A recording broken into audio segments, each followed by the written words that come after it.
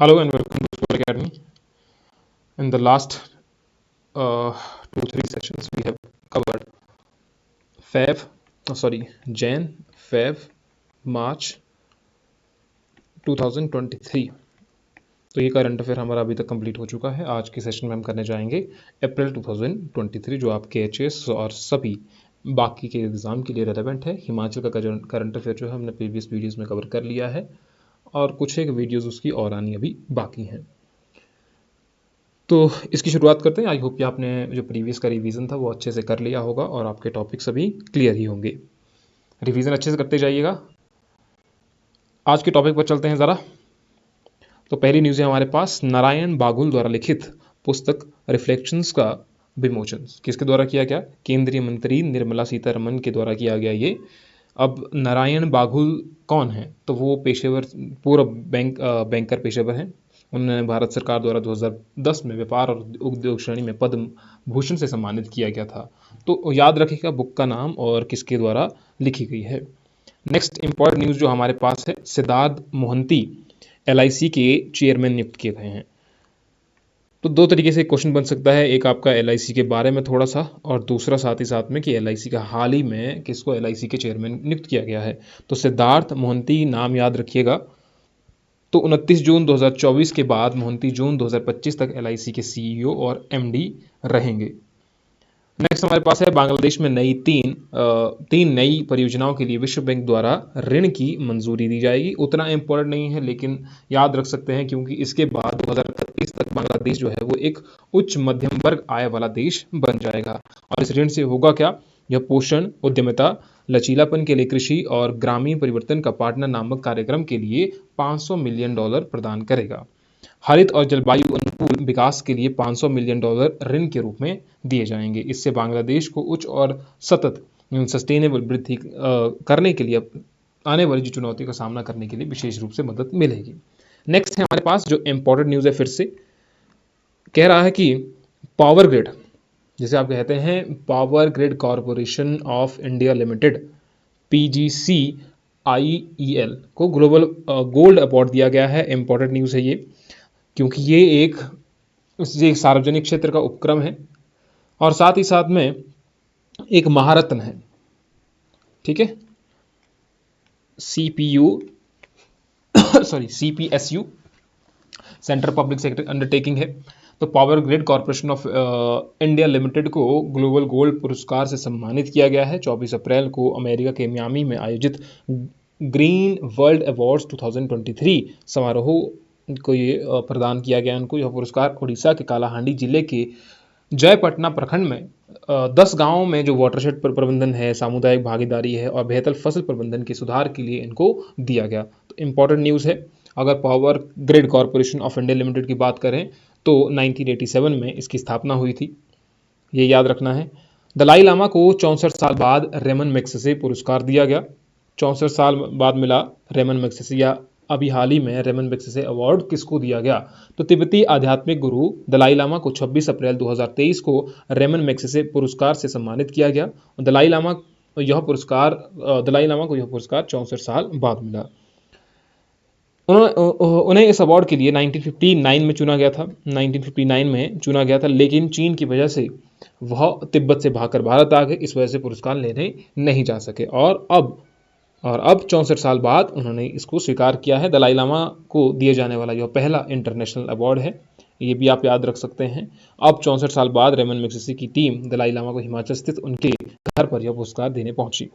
अगर हम Ramon Magsaysay award की बात करें, यह पुरस्कार फिलीपींस के 7वें राष्ट्रपति, कहाँ के? फिलीपींस के 7वें राष्ट्रपति रेमन मैग्सेसे की याद में दिया जाता है और इसकी स्थापना 1957 में की गई थी। इंपॉर्टेंट ये भी हो गया और सामाजिक सुधार के क्षेत्र में अच्छा काम करने के लिए यह पुरस्कार प्रदान किया जाता है। इसे एशिया का नोबेल भी कहा जाता है। Very very very important. तो सातवें जो फिलीपींस के राष्ट्रपति थे जिनका नाम था रेमन मैग्सेसे, उनकी याद में ये दिया जाता है। 1957 में इसकी स्थापना हुई। सामाजिक सुरक्षा के क्षेत्र में जो अच्छा काम करता है उसको ये पुरस्कार दिया जाता है। अभी 64 साल बाद गुरु दलाई लामा को ये पुरस्कार दिया गया जो घर पहुंचे। विश्व बौद्धिक संपदा दिवस कब मनाया जाता है? 26 अप्रैल को मनाया जाता है। तो हमारे दैनिक जीवन में पेमेंट, कॉपीराइट, ट्रेडमार्क और डिज़ाइन की भूमिका के बारे में जागरूकता बढ़ाने के लिए 26 अप्रैल को विश्व बौद्धिक संपदा दिवस मनाया गया है। विश्व बौद्धिक संपदा के बारे में हमने थोड़ा सा पहले भी कवर किया था लास्ट वाली वीडियो में, अगर आपने देखी हो तो। विश्व बौद्धिक संपदा दिवस 2023 की थीम याद रखना है। थीम क्या थी? इस बार की थीम रही आपकी महिला और आईपी त्वरित नवाचार और रचनात्मक है। महिला और आईपी त्वरित नवाचार और रचनात्मक है। 2023 की थीम का उद्देश्य क्या था कि बौद्धिक संपदा के क्षेत्र में महिलाओं के सामने आने वाली चुनौतियों पर काबू पाने और उनकी पूरी क्षमता को अनलॉक करने को उजागर करना था। इस बार का उद्देश्य था, इस थीम का वही उद्देश्य था। बौद्धिक संपदा का तात्पर्य क्या है? अमूर्त आस्तियों से है जो मन द्वारा उत्पन्न होती हैं, जिसमें साहित्यिक और कलात्मक कार्य, डिजाइन, आविष्कार, प्रतीक, नाम और वाणिज्य में उपयोग की जाने वाली छवियां शामिल है। व्यक्ति और कंपनियां इन गैर भौतिक संपत्तियों के मालिक हो सकते हैं और बौद्धिक संपदा उनके अधिकार या अपनी रचनाओं पर नियंत्रण प्राप्त कर सकते हैं। जैसे कि आपने कोई चीज बनाई, अब वो सिर्फ आपकी रहेगी, कोई और उसको बना नहीं पाएगा, नहीं तो उस पर कॉपीराइट केस आ जाएगा। वैसा मतलब। तमिलनाडु के मनामदुरई पाटरी को जीआई टैग, तो हाल ही में दिए गए जीआई टैग में से कौन कौन से, ऐसा भी आ सकता है कि आपको मेल करना है इसका। तो तमिलनाडु के मनामदुराई पाटरी को ये जीआई टैग दिया गया है।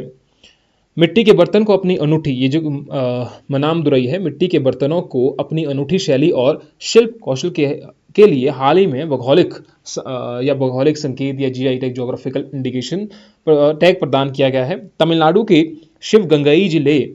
शिवगंगई जिले मनामदुरई मिट्टी के बर्तन बनाने के लिए जाना जाता है, which is again important. Vaigai नदी जो है मनामदुरई मिट्टी के बर्तनों के लिए उपयोग की जाने वाली मिट्टी को समृद्ध करती है। तो यहाँ से कौन सी नदी जा रही है? जीआई टैग किसको दिया गया? इससे क्या बनता है? तो मिट्टी के बर्तन बनते हैं। नदी के द्वारा मिट्टी लाई जाती है तो वो इसको और उपयोगी बना देती है।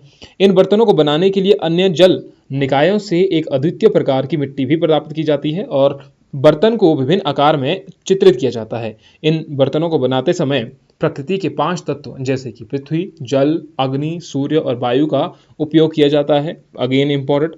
और जीआई टैग यह सुनिश्चित करता है कि मिट्टी के बर्तन नकल से सुरक्षित हों और इसकी प्राथमिकता की गारंटी देते हों। ऐसा ना हो कि ऐसे, जैसे आप समझ लीजिए कि हिमाचल में जो कांगड़ा टी है, तो कांगड़ा टी को जीआई टैग दिया गया है, यानी कि यहाँ पर जो चाय बनती है, ऐसी चाय अगर आप दूसरी जगह बनाना चाहेंगे तो नहीं बन पाएगी।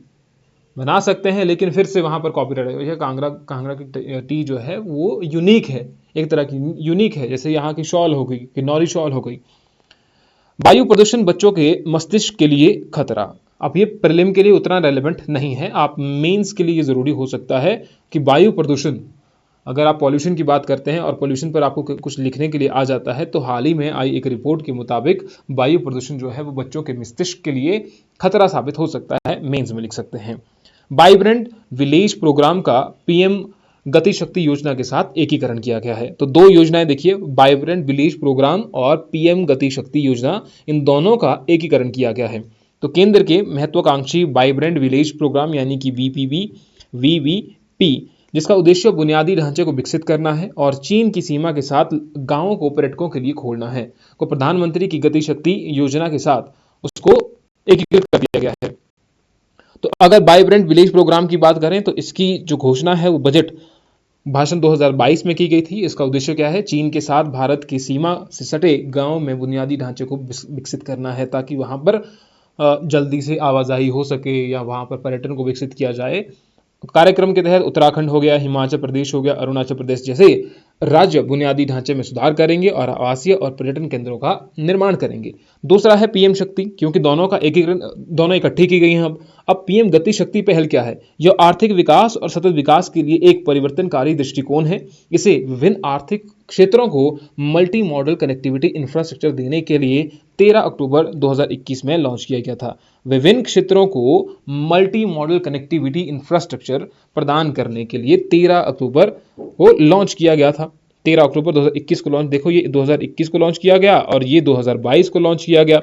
अब बात क्या हो रही है? बात दोनों में इंफ्रास्ट्रक्चर की ही हो रही है, इसीलिए इन दोनों को मर्ज किया गया है हाल ही में।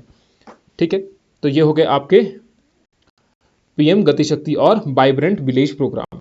Operation Kaveri, what is operation Kaveri? देखिए ऑपरेशन कावेरी क्या है। भारत ने अशांति से प्रभावित सूडान से अपने नागरिकों को निकालने के लिए ऑपरेशन कावेरी शुरू किया, which is again important for prelims. अब इस ऑपरेशन में भारतीय नौसेना के आईएनएस सुमेधा, किसको आईएनएस सुमेधा, एक गुप्त अपतटीय गश्ती पोत और जैदा में स्टैंड बाय पर 2 भारतीय वायुसेना C-130J के विशेष संचालन विमानों की तैनाती की गई है। और सूडान में लगभग 2800 भारतीय नागरिक हैं, जिनमें से लगभग 1200, लगभग कितने 1200 भारतीयों का समूह बसा हुआ है। व्यापक विरोध के बाद अप्रैल 2019 में सैन्य जनरल द्वारा लंबे समय से राष्ट्रपति पद पर बने उमर अल बशीर को उखाड़ फेंकना सूडान में संघर्ष का कारण है। तो कारण क्या हुआ वहां पर कि वहां से अब भागना ही पड़ रहा है, इधर अशांति थी वहां पर। तो जहां पर सूडान में इस तरीके से अशांति प्रभावित क्षेत्र था, वहां से भारतीयों को सुरक्षित निकाला गया through operation Kaveri. Operation Kaveri आप याद रख सकते हैं। और भारतीय नौसेना आईएनएस सुमेधा भी आपको याद रखना पड़ेगा, एग्जाम के लिए जरूरी हो गया INS Sumedha. Next we have Kiptum ने लंदन मैराथन जीता। किसने जीता है? किप्टम ने लंदन मैराथन जीता। केनिया के केल्विन किप्टन ने 23 अप्रैल 2023 को लंदन मैराथन जीता। वे सबसे तेज गति से जीतने वाले इतिहास के दूसरे धावक बन गए हैं। एलियडल किपचोगे ने विश्व रिकॉर्ड से केवल 16 सेकंड कम रहा। तो ये भी आप याद रख सकते हैं। फिर किप्टम आपको याद रखना चाहिए, अगर थोड़ा बहुत याद हो। इसका आयोजन सबसे पहले लंदन मैराथन की अगर बात करें तो सबसे पहले इसका आयोजन 1981 में किया गया था। यह एक वार्षिक लंबी दूरी की दौड़ प्रतियोगिता है जो लंदन में आयोजित की जाती है। नेक्स्ट हमारे पास है कार्लोस अल्कराज ने वार्सिलोना ओपन टेनिस चैंपियनशिप जीता। तो सिंपल सा यही स्टार्टिंग की जो लाइन है यही आप याद रख सकते हैं, जहाँ इसमें जाने की जरूरत नहीं है कि कार्लोस अल्कराज ने वार्सिलोना ओपन टेनिस चैंपियनशिप जीता। स्टार स्पोर्ट्स ने ऋषभ पंत को बिलीव एम्बेसडर नियुक्त किया। किसने? स्टार स्पोर्ट्स ने। तो ये भी आप याद रख सकते हैं, सिर्फ इतना ही, ज्यादा नहीं जाने की इसकी जरूरत। तो हाल ही में किसको स्टार स्पोर्ट्स के द्वारा बिलीव एम्बेसडर नियुक्त किया गया? तो ऋषभ पंत।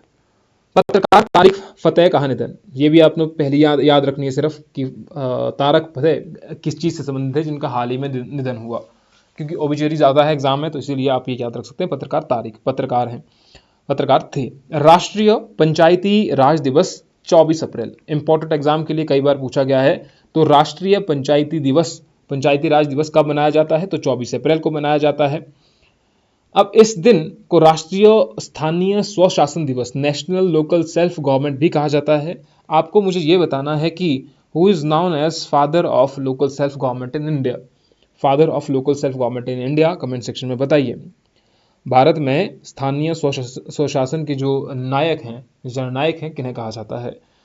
राष्ट्रीय पंचायती राज दिवस पहली बार 2010 में कब मनाया गया? 2010 में तत्कालीन जो पीएम थे मनमोहन सिंह, उनके द्वारा घोषित किया गया। 73वां जो संवैधानिक संशोधन है वो 24 अप्रैल को ही लागू हुआ था। इस संशोधन ने पंचायती राज व्यवस्था को संवैधानिक दर्जा दिया था। 73वें संविधान संशोधन अधिनियम ने गांव, मध्यवर्ती और जिला स्तर की पंचायतों के माध्यम से पंचायती राज को संस्थागत रूप प्रदान किया था। शांति के लिए नेक्स्ट हमारे पास है, शांति के लिए बहुपक्षवाद और कूटनीति का अंतर्राष्ट्रीय दिवस 24 अप्रैल। तो सेम ही है, ये ऊपर देखो, पंचायती राज का भी और शांति के लिए बहुपक्षवाद और कूटनीति का अंतर्राष्ट्रीय दिवस। ये उतना एग्जाम में अभी तक नहीं पूछा गया है, लेकिन ये राष्ट्रीय जो पंचायती दिवस है ये एग्जाम में कई बार पूछा गया है। मणिपुर में खोंगजोम दिवस मनाया गया। हाल ही में कहां पर मनाया गया? देखो, मणिपुर में खोंगजोम दिवस मनाया गया। प्रतिवर्ष इस दिन मणिपुर युद्ध में अपने प्राणों की आहुति देने वाले साहसी सैनिकों को श्रद्धांजलि देता है। इस दिन 23 अप्रैल को यह कार्यक्रम आमतौर पर खोंगजोम में खेवाचिंग में आयोजित किया जाता है, जिनने अपनी स्वतंत्रता में, मणिपुर की स्वतंत्रता में अपने प्राणों को गंवा दिया, तो उनके संघर्ष को याद करने के लिए यह दिवस मनाया जाता है। शैली सिंह ने एशियाई खेलों के लिए क्वालिफाई किया, उतना इंपॉर्टेंट नहीं है। 21 अप्रैल सिविल सेवा दिवस मनाया जाता है। 21 अप्रैल को क्या मनाया जाता है? सिविल सेवा दिवस। आप सिविल सर्विसेज के लिए तैयारी कर रहे हैं तो प्रतिवर्ष 21 अप्रैल को राष्ट्रीय सिविल दिवस मनाया जाता है। इसे भारतीय प्रशासनिक सेवा, राज्य प्रशासनिक सेवा सहित सभी सेवाओं की उत्कृष्टता के लिए मनाया जाता है। तो अगर आप अभी सिविल सर्विसेज की प्रिपरेशन कर रहे हैं तो आपको ये पता होना चाहिए, ये सिर्फ राष्ट्रीय नहीं है। यहाँ पर देखिए, राज्य प्रशासनिक सेवा सहित सभी सिविल सर्विसों की उत्कृष्टता के लिए मनाया जाता है। तो वर्ष 2023 की सिविल सेवा का विषय क्या था? विकसित भारत का उद्देश्य क्या है? विकसित भारत का उद्देश्य नागरिकों को सशक्त बनाना और अंतिम मील तक पहुंचाना, इसका विषय रहा। सिविल सेवा का उद्देश्य सरकारी कार्यों का प्रबंधन करते हुए नागरिक कर्मचारियों को सहयोगी रूप से काम करने और नागरिकों के कल्याण को प्राथमिकता देने की याद में मनाया जाता है। अब पहली बार ये मनाया गया था 21 अप्रैल 2006 को, और कहाँ पर बनाया गया? न्यू दिल्ली में बनाया गया था। कहाँ पर? न्यू दिल्ली में। सरदार वल्लभ भाई पटेल जो स्वतंत्रता के बाद भारत के पहले गृह मंत्री थे, ने 21 अप्रैल 1947 को दिल्ली के मेटकॉफ हाउस में प्रशासनिक सेवा अधिकारी परीक्षार्थियों को संबोधित किया था। इसीलिए इस तिथि को सिविल सेवा के रूप में मनाने चुना गया। इस तिथि को अब सिविल सर्विसेज डे मनाया जाएगा। तो ये घोषणा कब हुई? ये हुई 2006 21 अप्रैल को, क्योंकि इससे पहले 21 अप्रैल 1947 को दिल्ली के मेटकॉफ हाउस में सरदार वल्लभ भाई पटेल के द्वारा स्वतंत्रता के बाद जो पहले गृह मंत्री थे, उन्होंने प्रशासनिक सेवा अधिकारियों को संबोधित किया। तो ये आपके एग्जाम के लिए जरूरी हो गया, सिविल सर्विसेज दिवस। हुरन का ग्लोबल यूनिकॉर्न इंडेक्स 2023। अब आपको करना क्या है कि जब भी आप ये वीडियोस देख रहे हैं तो आप कहीं पर जा रहे हैं, इधर उधर जा रहे हैं, बस में बैठे हुए हैं, आप हेडफोन लगा करके सुन लीजिए, रिवीजन के लिए सुन लीजिए। थोड़ा सा अगर आपने प्रीवियस वीडियो देखनी है तो उनको फास्ट मोड पे कर लो। 30 मिनट की वीडियो है तो 10-15 मिनट में खत्म हो जानी चाहिए वो। ऐसा करके आप इसको जल्दी कवर कर सकते हैं। रिवीजन पॉइंट ऑफ व्यू से वो है, तो ये वाली आप वीडियो ऐसे ही देख सकते हैं, है ना। जैसे अभी आपने एक बार देख ली तो दूसरी बार अगर आपको देखनी है, नोट्स भी आपने बनाए हुए हैं, कहीं इधर उधर जा रहे हैं तो जल्दी जल्दी सुन लिया। 18 अप्रैल को हुरन का ग्लोबल यूनिकॉर्न इंडेक्स 2023 जारी किया गया। इस इंडेक्स के अनुसार भारत में 138 यूनिकॉर्न है। कितने? 138 यूनिकॉर्न है। रिपोर्ट के अनुसार भारत, ये हम पहले भी कर चुके हैं वैसे, भारत, और जब हमने रिपोर्ट की बात की थी, सबसे अमीर जो लोग हैं कितने प्रतिशत, जैसे 1% लोगों के पास लगभग 40% संपत्ति है, पहले हम इसी बात कर चुके हैं। रिपोर्ट के अनुसार भारत अमेरिका और चीन के बाद यूनिकॉर्न की संख्या के मामले में विश्व में तीसरा सबसे बड़ा देश है। तो तीसरा भारत, चीन, अमेरिका और चीन, पहले अमेरिका फिर चीन फिर भारत आता है तीसरे नंबर पर। इसके अनुसार edtech startup Byju's, food take platform Swiggy और गेमिंग फर्म ड्रीम 11 भारत के शीर्ष यूनिकॉर्न है। लेकिन इसके आप देखते हैं कि स्विगी और बायजूस दोनों का डाउनफॉल चला हुआ है, और ड्रीम 11 तो चला हुआ है। रिपोर्ट के अनुसार भारत के बाहर स्थापित भारतीय यूनिकॉर्न की संख्या भारत के भीतर स्थित यूनिकॉर्न की संख्या से अधिक है, विच इज इम्पोर्टेंट। ये भी इंपॉर्टेंट बन जाता है कि भारत, इस रिपोर्ट के अनुसार क्या कहता है कि भारत के बाहर स्थापित भारतीय यूनिकॉर्न की संख्या भारत के भीतर स्थित यूनिकॉर्न की संख्या से अधिक है। ये चिंता का विषय भी है और अच्छी बात भी है। चिंता का विषय इसीलिए है क्योंकि लोग बाहर जाकर के स्टार्टअप कर रहे हैं, इसलिए यहाँ के लोगों को एम्प्लॉयमेंट नहीं मिल पा रही है, और जब बाहर बनाएंगे तो फिर वो बाहरी देशों के लिए ज़्यादा हेल्पफुल रहता है, भारत के लिए कम रहता है। अच्छी चीज़ ये है कि वो भारतीयों के द्वारा सेटअप किया गया है। मिगुएल, नेक्स्ट हमारे पास है मिगुएल डियाल कैनेल द्वारा दूसरे कार्यकाल के लिए क्यूबा के राष्ट्रपति। तो ये सिंपली आपको नाम याद रखना है। मिगुएल डियाज कैनाल को 19 अप्रैल 2023 को पीपल्स पावर की नेशनल असेंबली द्वारा दूसरे जो 5 साल का कार्यकाल है उसके लिए क्यूबा के राष्ट्रपति के रूप में चयनित किया गया है। नेक्स्ट हमारे पास सीरिया का सबसे बड़ा नार्को टेस्ट। सीरिया विश्व का सबसे बड़ा नार्को स्टेट की बात है, ये नार्को टेस्ट नहीं, सॉरी। तो सीरिया विश्व का सबसे बड़ा नार्को स्टेट बना है और इसकी अधिकांश विदेशी मुद्रा आय कैप्टागन के उत्पादन और निर्यात से आती है। सीरिया कैप्टागन का प्रमुख उत्पादक है जिसका अधिकांश हिस्सा खाड़ी क्षेत्र में निर्यात किया जाता है। नशे के निर्यात से होने वाली कमाई का सीरिया के विदेशी मुद्रा में 90% कितना है, लगभग 90% हिस्सा इसका ही है। नार्को स्टेट का मतलब उस देश से है जो अपनी अर्थव्यवस्था चलाने के लिए नशे के निर्यात पर निर्भर करता है, तो उसे आप नार्को स्टेट कहते हैं। आपने अगर मूवी भी देखी होगी, एक मूवी है जिसमें वो सीरिया में ही जाते हैं और वहीं पर, क्योंकि वहाँ पर ड्रग्स का कारोबार बहुत ज़्यादा चलता था, इसलिए वहाँ पर सीरीज़ है, आई थिंक मुझे नाम नहीं आ रहा है सीरीज़ का, अगर आपको याद हो तो आपको बता सकते हैं। तो सीरिया जो है विश्व का सबसे बड़ा नार्को स्टेट बन गया है, और नार्को स्टेट का मतलब ही यही है कि जहां जिस देश की अर्थव्यवस्था नशे के उत्पादन या नशे के निर्यात पर निर्भर करती हो। अब 90% जो यहाँ की जो ये है वो डिपेंडेंट किस पे है? नशे पर, नशे के निर्यात पर। सीरिया खासतौर पर एम्फेटिन जैसे टैबलेट का एक्सपोर्ट करता है। इसे कैप्टागन या गरीबों का कोक कहा जाता है। ठीक है, इसको याद रखना है, किसका? एम्फेटिन जैसे टैबलेट को एक्सपोर्ट करता है, और इसे कैप्टागन या गरीबों का कोक भी कहा जाता है। अमेरिका ने 2022 में कैप्टागन एक्ट लागू किया, जिससे ड्रग्स के व्यापार को सीरिया के असद शासन से जोड़ा गया था और इसे अंतर्राष्ट्रीय सुरक्षा खतरा करार दिया गया। इतना आप याद रखना। FAO द्वारा एग्री फूड सिस्टम रिपोर्ट्स की महिलाओं की स्थिति जारी की गई है। इंपॉर्टेंट। FAO के द्वारा क्या किया गया है? एग्री फूड सिस्टम्स रिपोर्ट्स में महिलाओं की स्थिति क्या है? तो एग्री फूड सिस्टम महिलाओं और पुरुषों दोनों का एक प्रयुक्त नियोक्ता है। वैश्विक स्तर पर 36% जो कामकाजी महिलाएं हैं, 36% जो है वो कामकाजी महिलाएं और 38% कामकाजी पुरुष के साथ कृषि खाद्य प्रणालियों में कार्यरत हैं। महिलाओं और पुरुषों दोनों के लिए यह 2005 के बाद से लगभग 10% आंकड़ों की गिरावट का प्रतिनिधित्व करता है।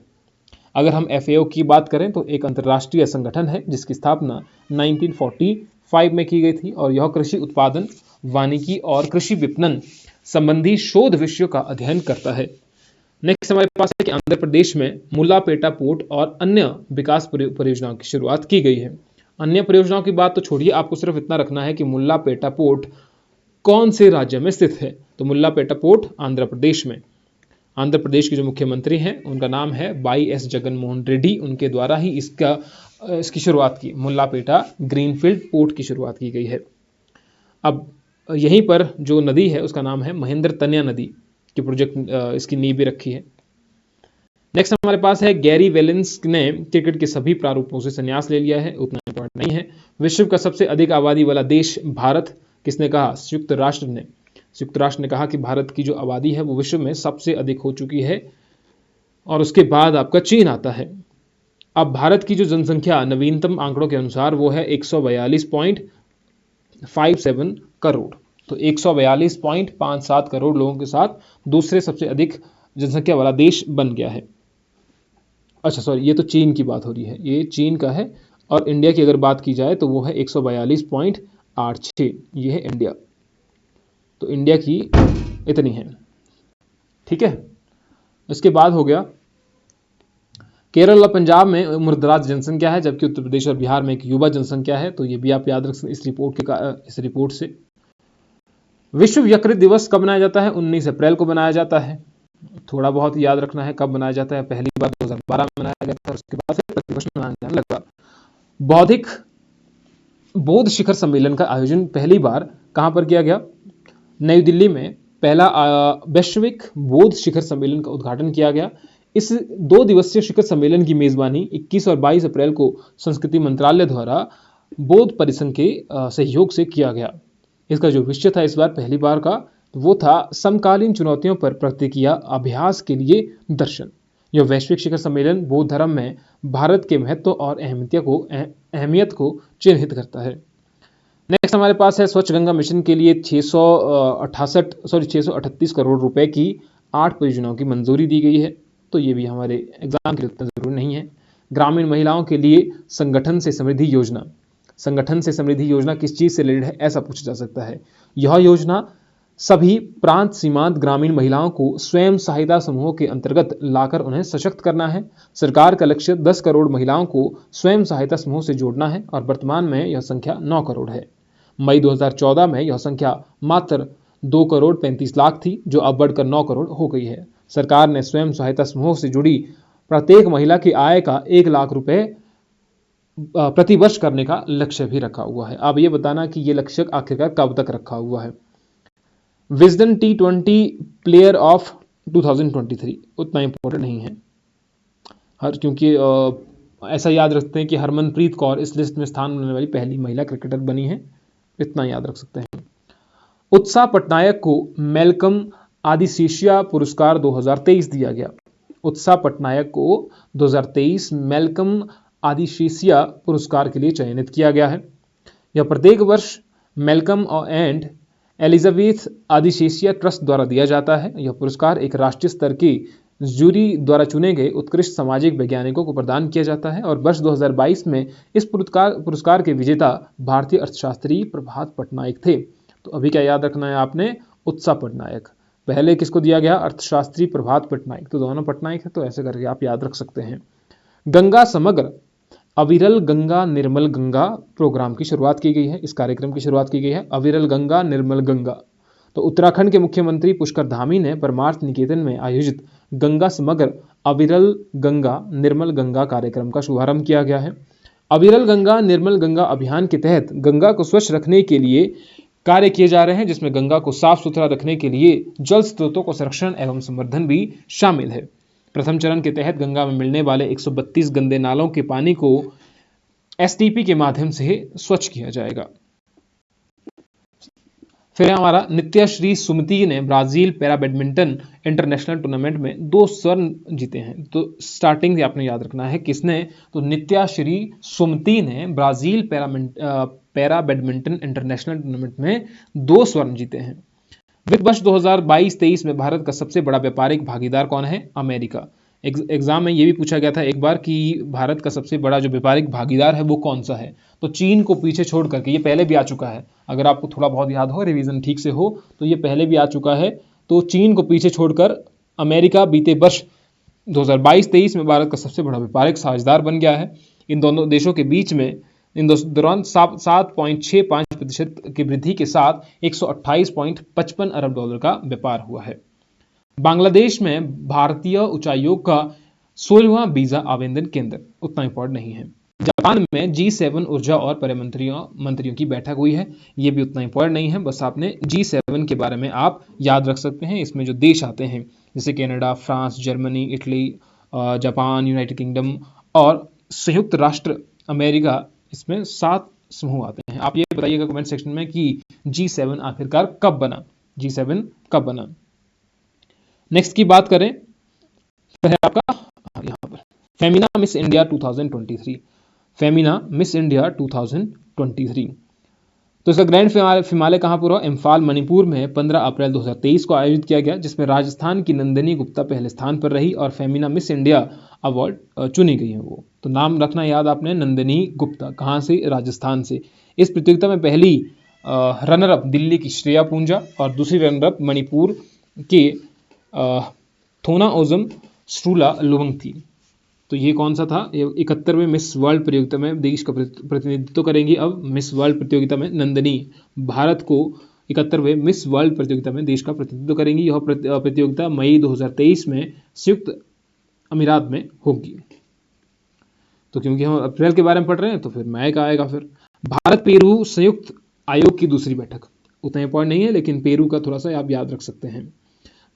जगन मोहन रेड्डी भारत के सबसे धनी मुख्यमंत्री। एडीआर की जो रिपोर्ट है उसके मुताबिक जगन मोहन रेड्डी, तो वो कहाँ के मंत्री हैं, मुख्यमंत्री हैं आंध्र प्रदेश के। तो आंध्र प्रदेश के जगन मोहन रेड्डी सबसे धनी मुख्यमंत्री है, जिनकी संपत्ति का जो मूल्य है वो कितना है, 510 करोड़ रुपए है। कितना, 510 करोड़। ये कमाई तो वो है जो लोगों को दिख रही है। ऐसी भी कमाइयाँ होती हैं, खैर इनकी तो नहीं कह सकता हूं मैं, लेकिन ऐसी भी कमाई होती है जो नहीं दिखती है, तो वो सोचिए आप कितनी होगी। ये तो दिख रही है, 510 करोड़ है। सबसे कम घोषित संपत्ति वाले मुख्यमंत्री पश्चिम बंगाल की ममता बनर्जी हैं, जिनकी संपत्ति मूल्य कितना बताया गया, सिर्फ 15 लाख बताया गया है। कितना, 15 लाख। ये जो आपको दिख रहा है। बिहार के मुख्यमंत्री नीतीश कुमार और दिल्ली के अरविंद केजरीवाल दोनों की संपत्ति 3 करोड़ से अधिक है। सबसे अधिक संपत्ति वाले 3 मुख्यमंत्री आंध्र प्रदेश के जगन मोहन रेड्डी, अरुणाचल प्रदेश के पेमा खांडू और ओडिशा के नवीन पटनायक। सबसे कम की अगर बात करें तो पश्चिम बंगाल की ममता बनर्जी, केरल के पिनाराई विजयन और हरियाणा के मनोहर लाल खट्टर।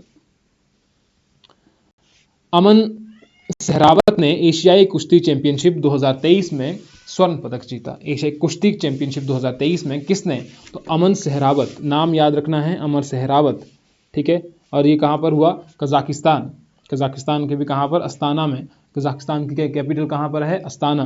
तो वहाँ पर आयोजित हुई, तो उसमें उन्होंने स्वर्ण पदक जीता है। नेक्स्ट है हमारे पास कुमार मंगलम बिड़ला को business leader of the decade पुरस्कार दिया गया। उतना इंपॉर्टेंट नहीं है लेकिन फिर भी कुमार मंगलम बिड़ला को business leader of the decade का अवार्ड दिया गया। आईसीआईसीआई बैंक ने यूपीआई भुगतान के लिए ईएमआई सुविधा जारी कर दी है। तो ऐसा बैंक बन चुका है ये।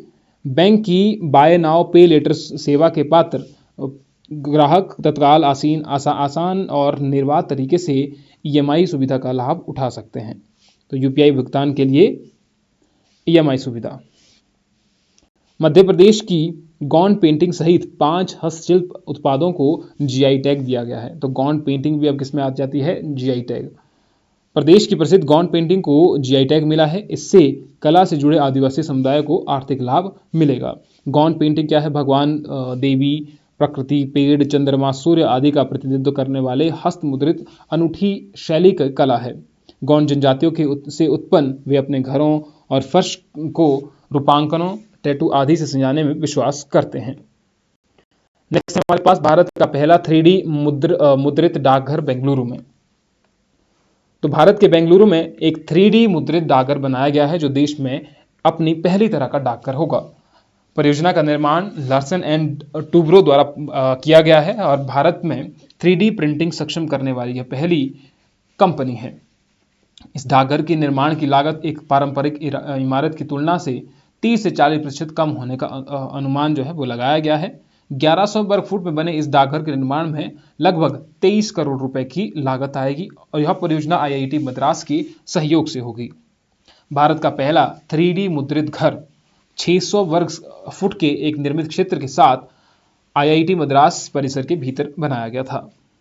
जम्मू कश्मीर के रामबन में पीड़ा कुम्फर सुरंग, सिंपल से याद रखना है क्योंकि इसका जो उद्घाटन है नितिन गडकरी जी के द्वारा किया गया। तो पीड़ा कुम्फर सुरंग, और ये करेगी क्या? देखिए, जो जम्मू कश्मीर राष्ट्रीय राजमार्ग है कि रामबन बनिहाल खंड पर 4 और सुरंगों का काम 2024 तक पूरा हो जाएगा। यह सुरंग जम्मू कश्मीर राष्ट्रीय राजमार्ग पर उधमपुर और रामबन के बीच चल रही 4 लेन वाली परियोजना का हिस्सा है।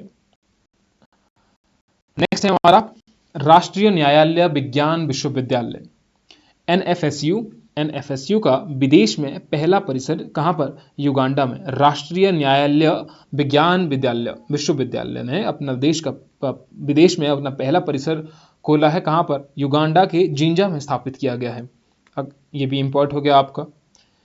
अगर इसकी बात करें हम राष्ट्रीय न्यायालय विज्ञान विश्वविद्यालय की बात करें तो यह गुजरात में स्थित राष्ट्रीय महत्व का एक संस्थान है और पूरी तरह से फॉरेंसिक विज्ञान की पढ़ाई कराने वाला विश्व का पहला विश्वविद्यालय है। इंपॉर्टेंट। आईपीएल में 100 विकेट लेने वाले पहले भारतीय खिलाड़ी कौन बने हैं? हर्षल पटेल बने हैं। तो इतना याद रख सकते, सिंपल सा। मराठा उद्योग रत्न पुरस्कार 2023। तो Jijau educational and social foundation के संस्थापक नीलेश भगवान सांबरे को मराठी उद्यमी 2023 में मराठा उद्योग रत्न से सम्मानित किया गया। भारत सबसे तेजी से बढ़ती अर्थव्यवस्था, अंतरराष्ट्रीय मुद्रा कोष रिपोर्ट। आईएमएफ की रिपोर्ट क्या कहती है? इंटरनेशनल मॉनेटरी फंड की रिपोर्ट कहती है कि भारत सबसे तेजी से बढ़ती अर्थव्यवस्था है। तो अगर इसका पूर्वानुमान की बात करें, जनवरी 2023 6.8% से घटाकर 6.3% कर दिया था। चीन की बात करें तो ये चीन का है। राज्य ऊर्जा दक्षता सूचकांक 2021 और 22। तो केंद्रीय विद्युत और नवीन एवं नवीकरणीय ऊर्जा मंत्री आर.के. सिंह ने 10 अप्रैल 2023 को राज्य ऊर्जा दक्षता सूचकांक 2021-22 की रिपोर्ट जारी की है। अब इसमें लगभग 50 संकेतक जिनका यूज किया जाता है। 5 राज्य जैसे आंध्र प्रदेश हो गया, कर्नाटक हो गया, केरला हो गया, तेलंगाना हो गया, राजस्थान सबसे आगे की श्रेणी में है जिनको 60 से ज्यादा अंक दिए गए हैं। 4 राज्य जैसे कि असम, हरियाणा, महाराष्ट्र और पंजाब उपलब्धि करने वाली श्रेणी में है जिनका स्कोर 50 से 60 के बीच में है। कर्नाटक, आंध्र प्रदेश, असम, चंडीगढ़ अपने राज्य समूह में शीर्ष प्रदर्शन करने वाले राज्य हैं। तेलंगाना और आंध्र प्रदेश पिछले सूचकांक के बाद सबसे अधिक सुधार किए हैं उन्होंने। ऊर्जा दक्षता ब्यूरो की बात करें तो बीईई की बात करें, ऊर्जा दक्षता ब्यूरो की बात करें तो भारत सरकार ने ऊर्जा संरक्षण अधिनियम 2001 के प्रावधानों के तहत 1 मार्च 2002 को ऊर्जा दक्षता ब्यूरो की स्थापना की गई। इसका प्राथमिक उद्देश्य भारतीय अर्थव्यवस्था की ऊर्जा तीव्रता को कम करना है।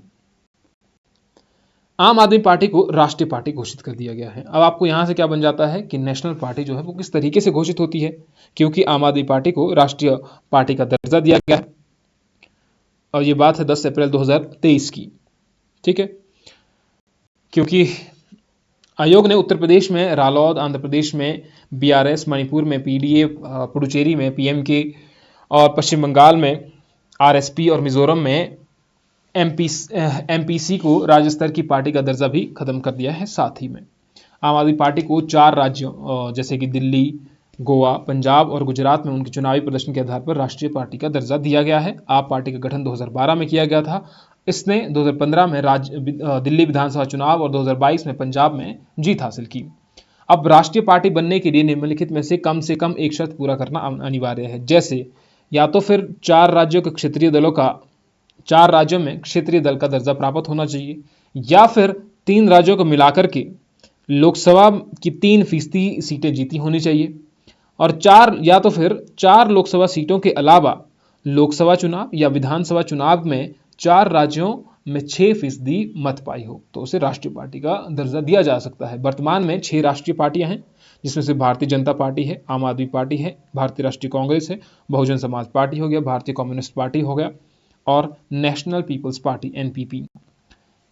Next one we have D Gukesh ने विश्व शतरंज आर्मगेडन एशिया और ओशनिया इवेंट जीता। उतना इंपॉर्टेंट नहीं है।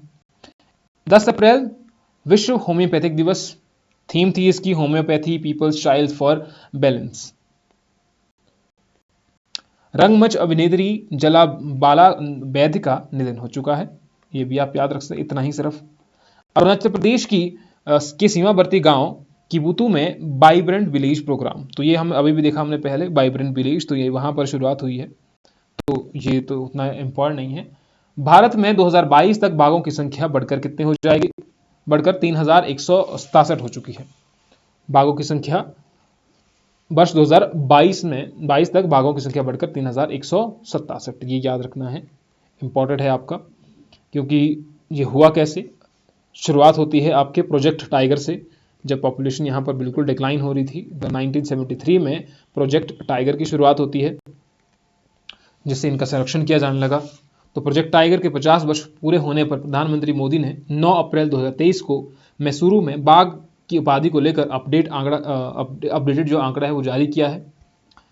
और इस अवसर पर प्रधानमंत्री ने इंटरनेशनल बिग कैट अलायंस व अमृतकाल का टाइगर विजन भी जारी किया है। अमृतकाल का टाइगर विजन, इसमें अगले 25 वर्ष में बाघ संरक्षण के लक्ष्य रखे गए हैं। तो अभी ये संख्या इतनी हो गई है, 2018 में जारी किए गए आंकड़ों से 200 अधिक हो चुकी है।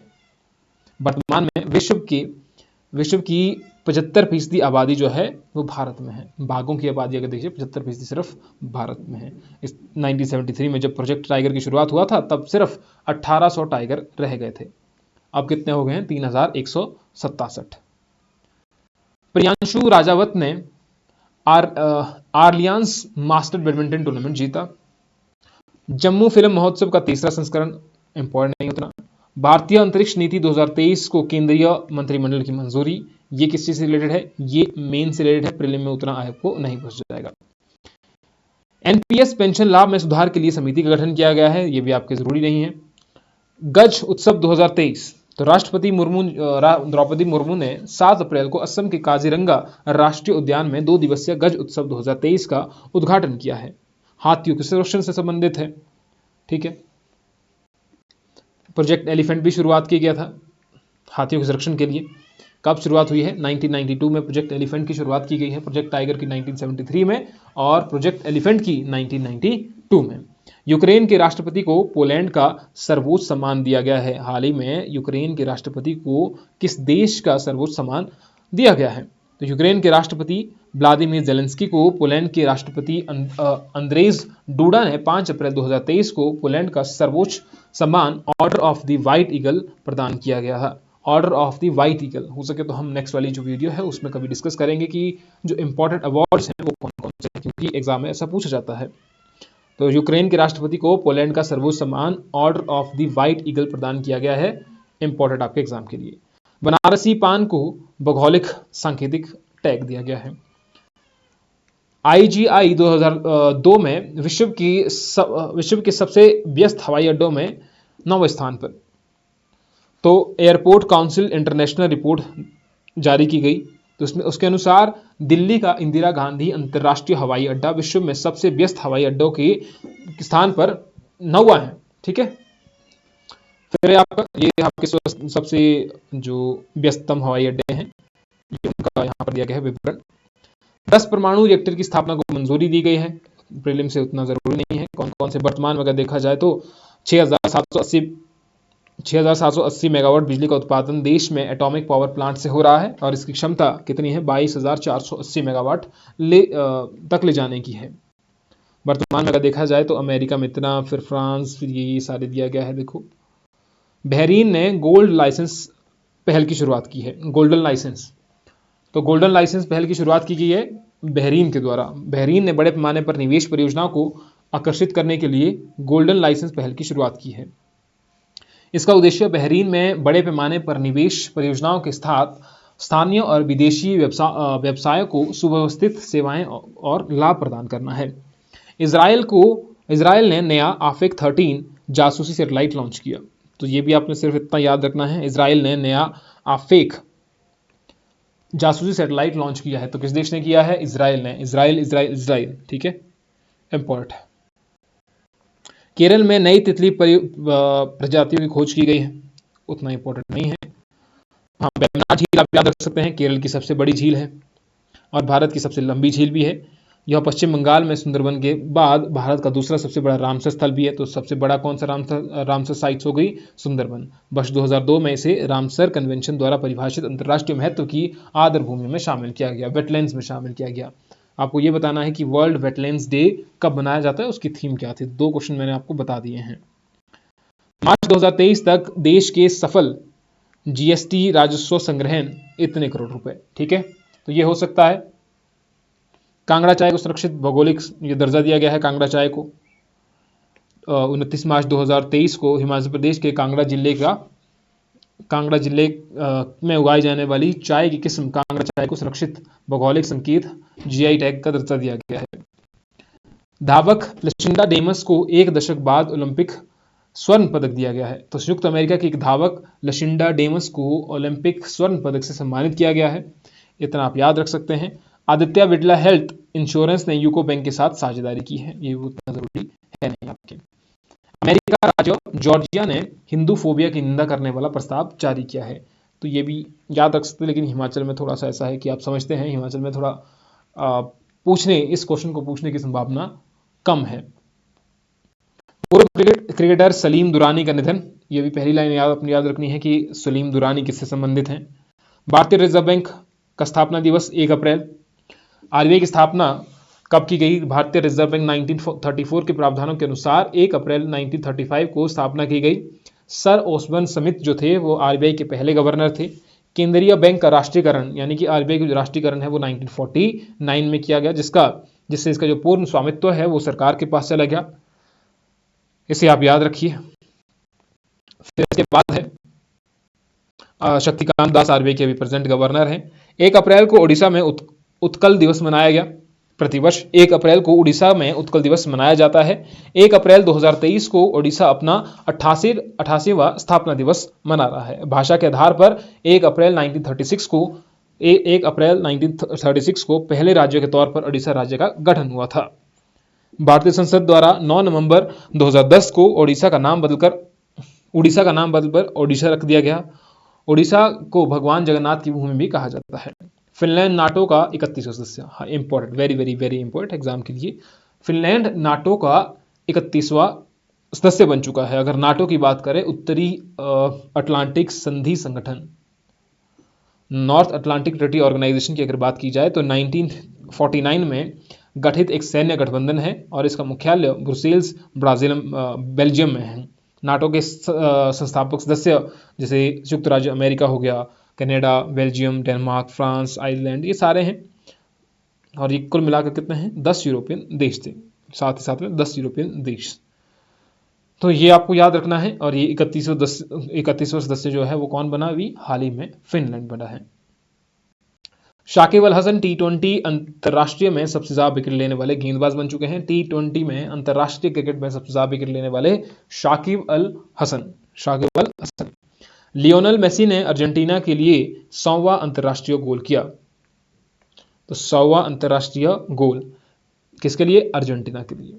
अफ्रीका और भारत का संयुक्त सैन्य अभ्यास एफ इंडेक्स 23।